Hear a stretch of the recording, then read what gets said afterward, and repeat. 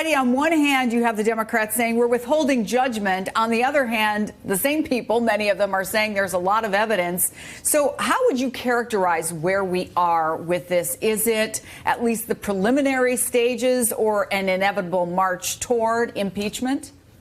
Chris, I would say that there are a growing number of Democrats who believe that they have the foundational information that they need to begin an impeachment. However, you're going to see much more information that needs to come forward in the public domain before they go there. You've heard from Jerry Nadler. You've heard who's the chair of the Judiciary Committee. You've heard from Nancy Pelosi.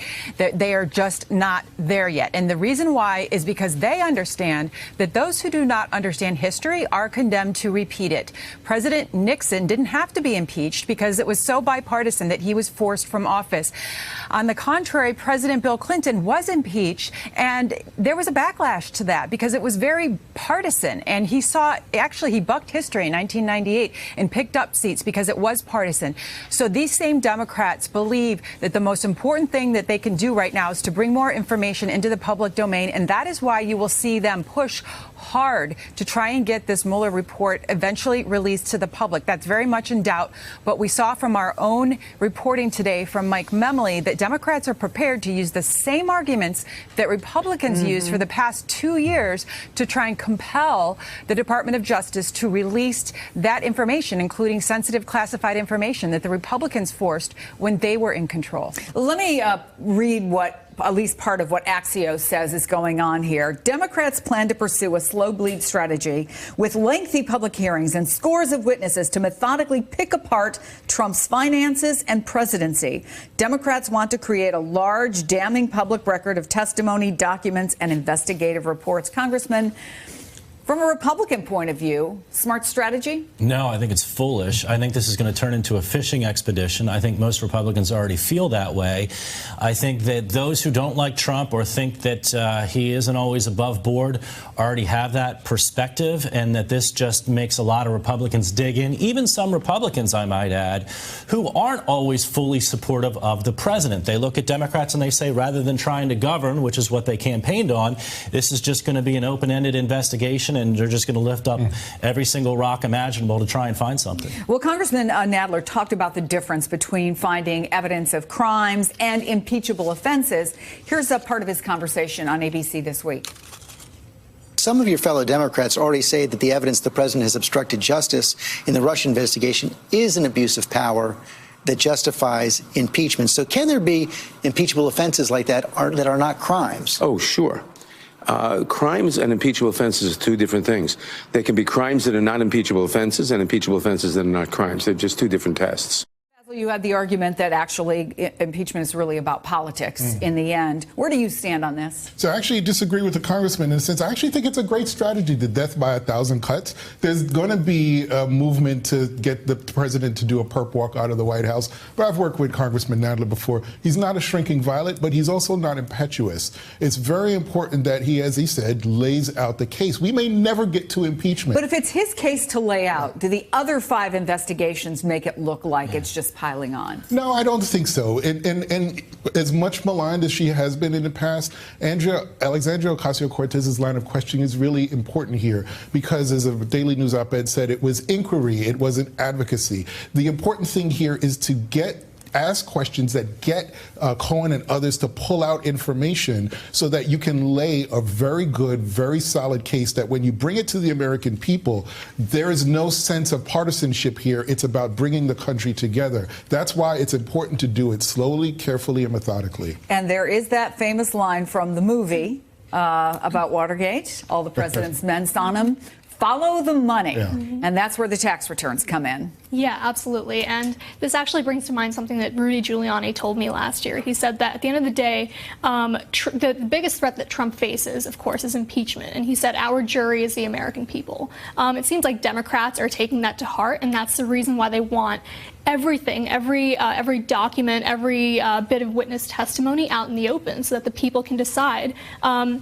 Did the president commit impeachable offenses, or you know, are Democrats just digging in and going on a fishing expedition? Well, I think that's something that some of the more reserved Democrats said about Michael Cohen's testimony. What they liked was when there was hard evidence to back him up, since he's somebody who is known to have lied. So, Heidi, I want to go to you because you wrote that exclusive piece about the Ways and Means Committee getting ready to go after the tax returns. Get us up to date on that. Right, Chris. So the Ways and Means Committee is now made definitive decision that they are going to go after those tax returns, and it could happen in the next few weeks. Really, it's just a matter of sending a letter to the IRS. But here's the rub. We're expecting that the Treasury Secretary could actually refuse that request, which would be unprecedented, since this committee does have the legal right to request any American's tax information. Democrats believe that they are on solid legal footing, but here's what they're concerned about, Chris, is a drawn-out legal process that could stall their efforts, which would then throw sand in the gears of a number of investigations in the House that really rely on those tax returns, ranging from the House Financial Services to the Oversight Committee and, yes, to the Ways and Means Committee. So what they're doing is pulling in a number of different committees to also make a legislative argument for why those tax returns are the basis for a number of investigations. And this is where you really go deep on either front. How confident are they feeling that they'll get them on either front? Democrats are very confident in their legal argument.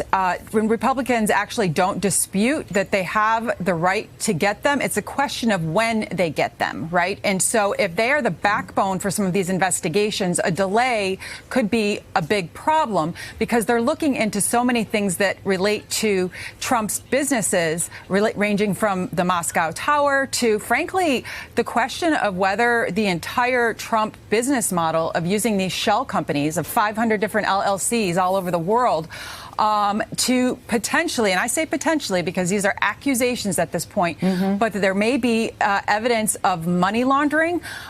So they want to get the tax returns. And if they don't, Chris, they may have some other options, including subpoenaing Deutsche Bank, including bringing in folks like Alan Weisselberg, who is a bookkeeper for a lot of Trump's businesses. But the first line here is going to be to go after those tax returns. Congressman, is this what makes Republicans most nervous? These complicated, they're certain to be complicated, given the amount of money we're talking about and the way it was moved around, complicated tax returns? I don't think so.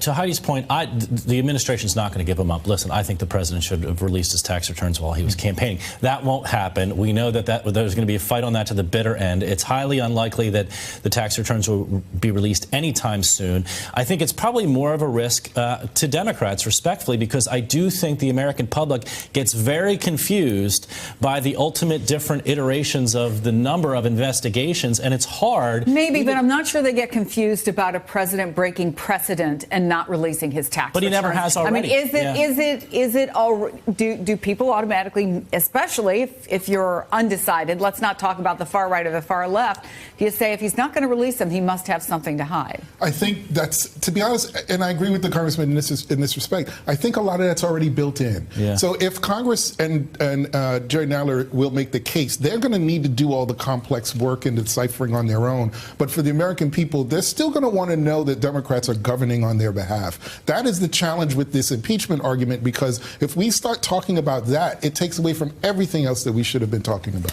NBC and the Wall Street Journal did a new poll. Just 37% of people believe the president has been honest and truthful when it comes to the Russia investigation. But when you ask Republicans, 75%, almost 90%, give him an approval rating for the job he is doing. I wonder how much of this ultimate decision making is going to be tied up in the polls. Yeah, absolutely. And I think that that's where witness testimony is critical. We were talking about how the American people might not really pay as much attention or care as much about, when we're talking about financial crimes or getting his tax returns. But when you have someone like Michael Cohen, the president's former lawyer and fixer, go before the House Oversight Committee and really implicate the president in a multitude of crimes, including tax fraud. Here's the check. That's the thing. Right. A piece of paper, right? Here's the check. Exactly. So when it's kind of hard for people to see that and to say that, maybe they don't agree that President Trump should be impeached, but it's hard to look at that and say, no, there's no investigation warranted here. Hey there, I'm Chris Hayes from MSNBC. Thanks for watching MSNBC on YouTube. If you want to keep up to date with the videos we're putting out, you can click subscribe just below me or click over on this list to see lots of other great videos.